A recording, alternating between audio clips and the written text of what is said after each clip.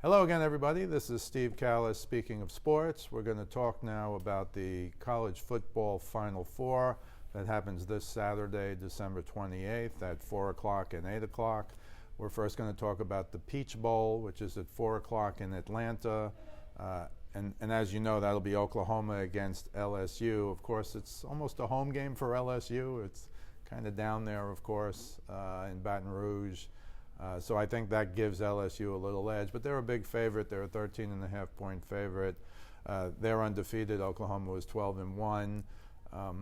Coach Orgeron, Ed Orgeron, is a tough guy, gruff voice, really fits the view of LSU as a tough team. But they now finally have a quarterback, Joe Burrow. You all know that he won the Heisman. He's really the big leader of the team. I'll read you his stats briefly, but they're like video game numbers: 4,715 yards. His completion percentage is 77.9%. I mean, think about that. Virtually 8 out of every 10 passes are completed. He threw for 48 touchdowns, number one ranking in the country. Here's the problem for LSU.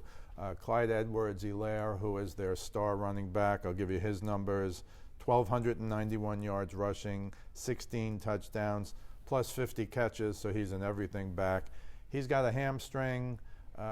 As of Thursday morning, when I saw the coach on TV at the press day, 2 days before the game, he said his star running back had not practiced. He was hoping he would get clearance on Thursday to practice Thursday, and then maybe some more Friday to play on Saturday. But right now he's a game time decision, and even though they have other running backs, they have no one like this guy in terms of him being a dual threat. Again, he can rush the ball, and he's got 50 catches this year. So I think that's the main problem for LSU. I don't buy that they have other good running backs, but they do have other backs. I'm sure they're highly recruited and top guys, but nobody's like this guy, Edwards-Helaire, in my opinion. One interesting stat, and I'm going to go over to Oklahoma now, but LSU led the country in offense, 554.4 yards per game in total offense. Again, video game numbers. But believe it or not, Oklahoma is second, 554.2 yards per game. So think about that. Just incredible offensive teams, obviously.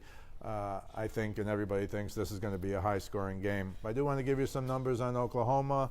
Coach Riley has done a great job. They're 12-1.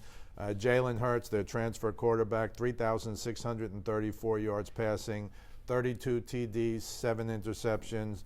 Those are very good numbers, but it's his rushing, 1,255 yards and 18 touchdowns, that kind of sets him apart. His favorite wide receiver, you probably know, C.D. Lamb, one of the top receivers in the country. But I think the most important thing for Oklahoma, unfortunately for them, they have 3 players who are being suspended for this game. And I'm going to read you 2 of them. And the 3 players are Ronnie Perkins, Stevenson, the running back, and Bridges, the wide receiver. But Stevenson is their 3rd leading rusher, 515 yards for the season. But Ronnie Perkins is the main loss here. He had 6 sacks, number 1 on the team, 13.5 tackles for losses, number 2 on the team. And the real question of the game is, how is Oklahoma possibly going to stop Joe Burrow and company?